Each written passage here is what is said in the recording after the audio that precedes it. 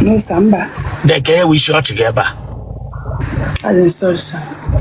I let him man which bro okay like this. I just netted from Ola, that's why. Therefore, left. I didn't 30.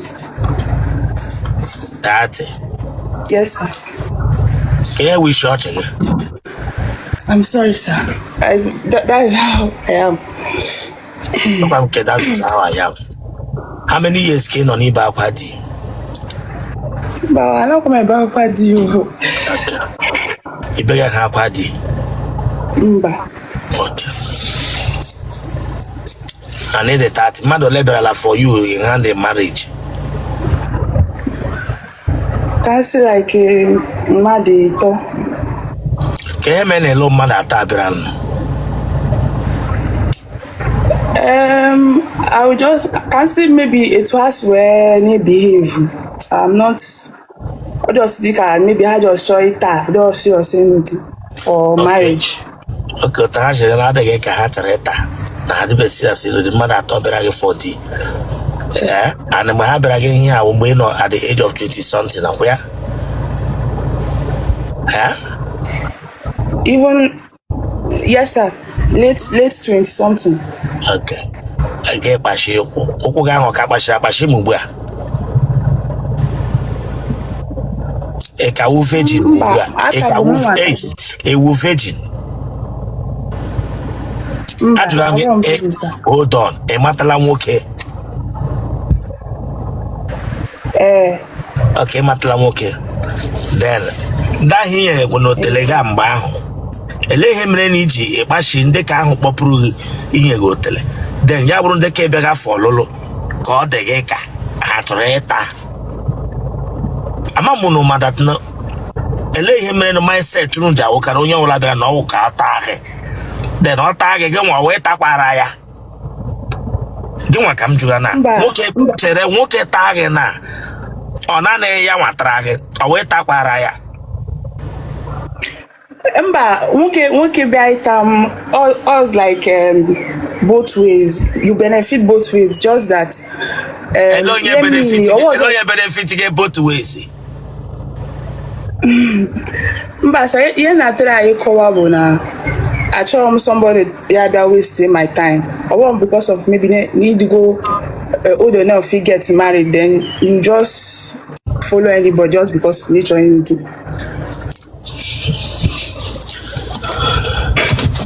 Y'all am I here too much.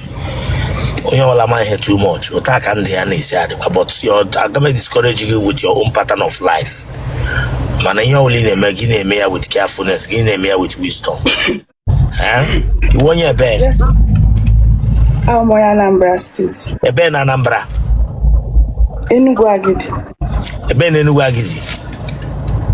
Etiti. Etiti village. A Benetiti village. Oh, now. Pagana Magodendo. No, sir. Negana Nagamugo. Child. Don't know. Child. Orphanage. Daughter. I had a way phone and I gave Billy Otto Lara Maso. Okay, sir.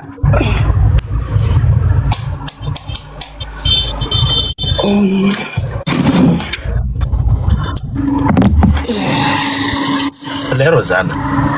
They said the phone gas straight. They went to phone gas straight. Oh, sir. I'm the girls. I'm out.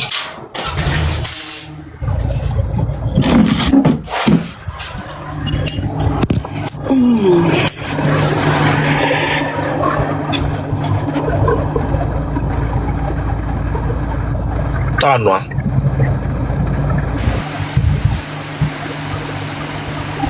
Tanwa.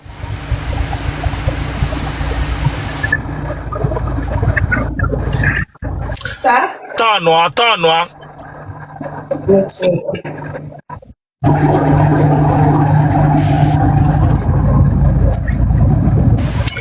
Whatever fast it, yeah.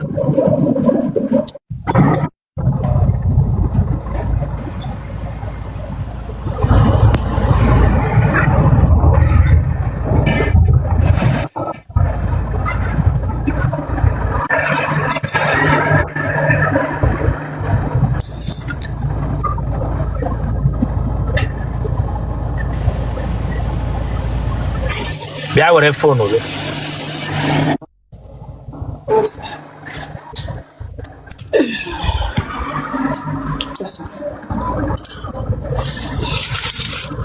Paga wonye Yoruba. Mba. Le hiji break ndị akpọga bimbo. Jesus Christ. Ele ihe we church gị here. Dem joge ele hiji bro Otele ndị akpọga bimbo. I'm sorry, sir. Ele ke I'm sorry. Hem joge wa ele hiji bro Otele ndị ụmụ nwaanyị akpọga bimbo.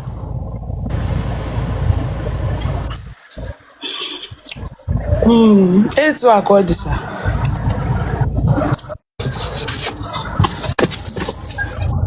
Ele ya amụrụ gị.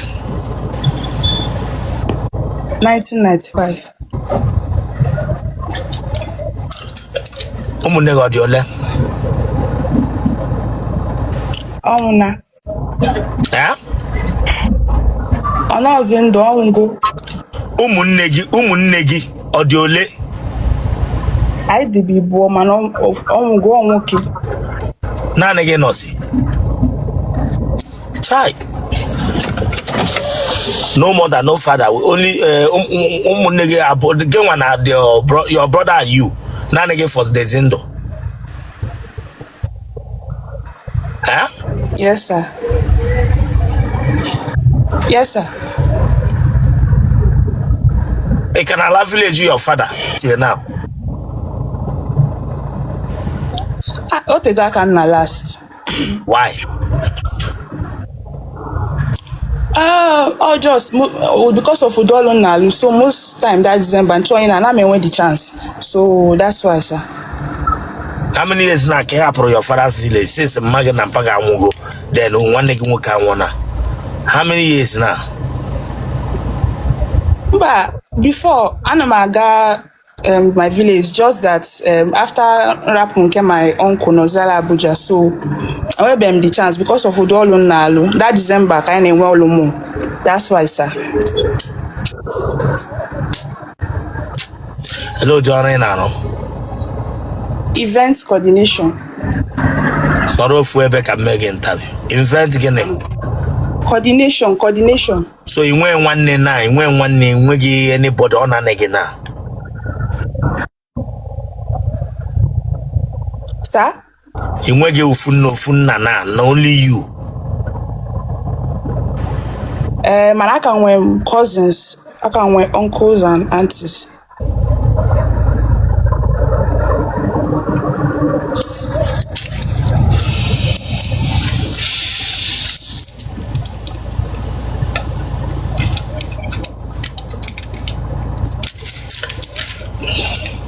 Kesa de bibi na Abuja. Apo. Event and event and coordination ke name.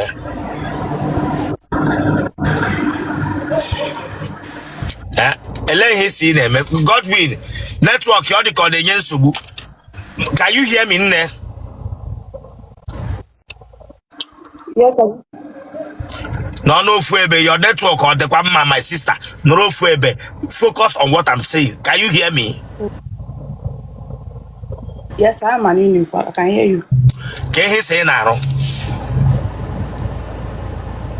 Event coordination, then I may gadget items online. Gadget items like which type of gadget? Animal clip-on earpods, mic, tripod stand, LED lights, and some fashion items too, like bangles, bracelets, earrings, necklaces. Ibala kola before.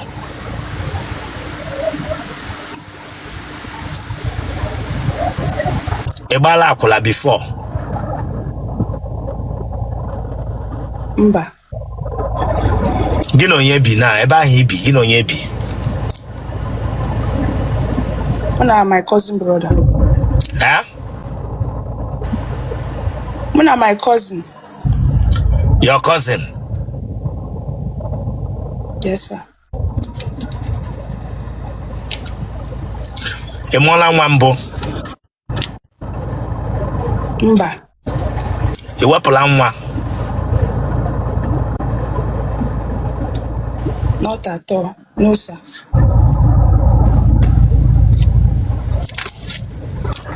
enwere mgbe ị na-ara agba gị Mba. ha Mba. your father nwụrụ anwụ na family unu ka position ya na family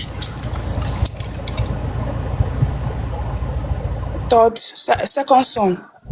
okay mpago second son Yeah. first son ha ọkadị ndụ Ọka dị ndụ.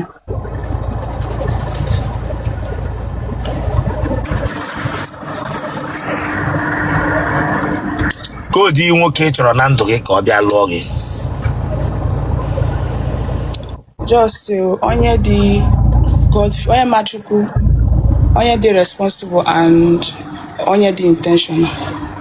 enwekwe nwoke ma chukwu na ọkwa mụ gwara gị awụ nwoke enwekwe nwoke ma chukwu mụ na-agwakwa gị ya pịọ enwekwe n'ime listen if you are not ready for marriage it's better you remain single enwekwe n'ime man who born again ugbu a take note ndị niile hụ gacha nga ma ndị ha na nwunye ha bi wocha nkịta including mụ anwụ bishọp enwekwe onye wụ chukwu ugbu a ị na ihe m na-agwa gị na. So if you are not ready to face reality of life with a man, forget about it. Gan no quotation. Don't jump taco sheze here. 18 against 80 tell on you. Give up na marriage. And when what care with Jesus nga? What call will I want you will on a life bunga wundi me? So in a minute they machuku and what born again on a life from here. So tell me now, man, they watch come I will born again. Guy who honey line up na comment section na honey water that's Maharunga agent ha license agent nwokonye wu born again wu machukwu here ndeke hụrụ no FYP na wu ndeke egwu chukwu de but ha na like e watch him ha chọ onye ọbụla ịhụ ha na ha mele mmehie ndeke no FYP na take note. If you are not, see, all this one, there is no good man. Whenever you pray, ask God for a man that have conscience. Not a husband, with a conscience.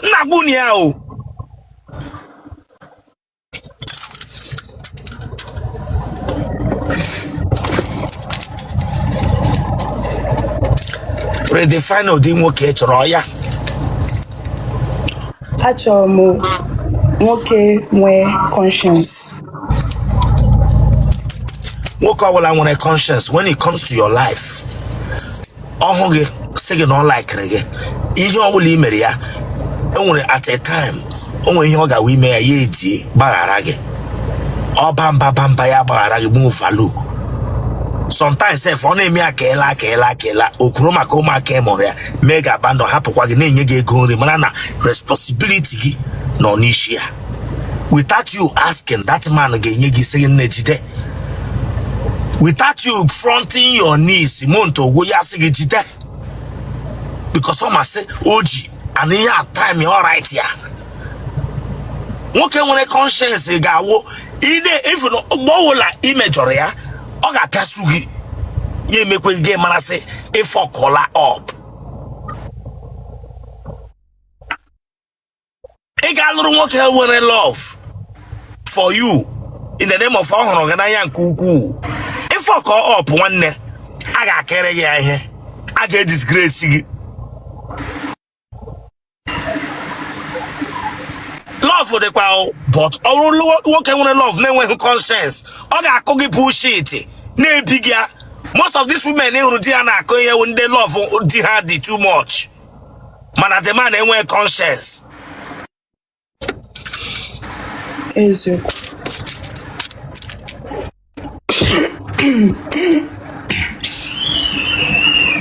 Onye iberibe gwuola ụka. Don't mind that foolish man o jikwenu nwanyị. Enwekwala m experience nwanyị o. Amụtakwala nụ m ihe. Pant gele pant ine yo hashimi ka o G-string ka o komkom bata. Condom pants. Why is it that today ụbọchị taa ndị niile ụwa na-atụ n'ọnụ ndị niile nọ n'eru uju ndị bịaga to me today for interview? A widow abịala here. The other lady 40 years olubeghị gị nwa 30 years, no mother, no brother, only you. Eh? Why is it that Nunu just not be melt to my mind?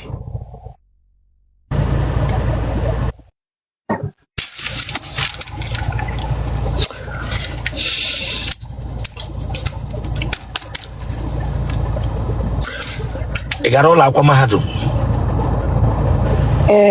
Yes. Gene ke grow. Sorry, my voice. Political science. And when them way no twa, get home page or mage ha ma appear to you. Gina ha bankata or manaroma or namatu. Na loma no te guaka. O te guaka. Here ha what I government has rigozi. Oburo ozi most times that time o te go sha or just abia and all with me, then I will wake up. But not te go.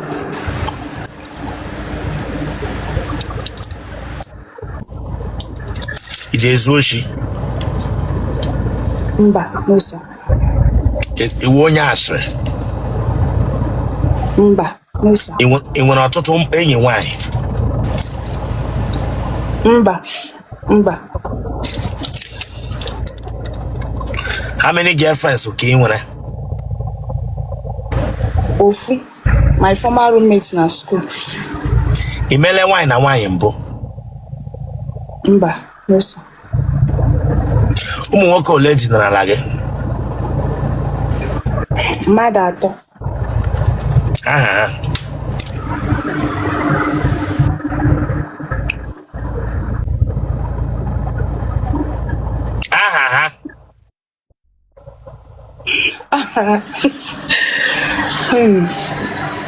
Daniel.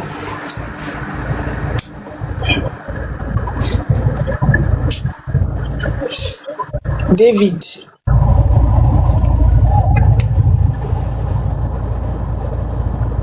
Chinedu. Hatawa gị ji anyụ. Ego enyi elu dị mkpu ị na-eti. Oh baby, just one like that. Genotype gị. AA. Blood group gị. O positive. Gwa m ofu agwa ịma wa agwa gị ịma chọrọ ezigbo njọ nwoke ga-awabata ọhụ ya na ike na-esewe okwu. Hey. Eziokwu sir. Ama atụlụ gasị ama amụ because the only time like nwe maybe na na-emejọ m, then I will just have to speak out because ọ na-eme kwuo the thing about. Onye na-akpọ gị na phone na mụ nweghị ọmụtụ.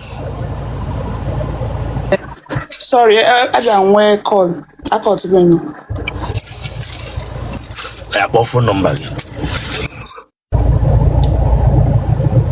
What phone number? 080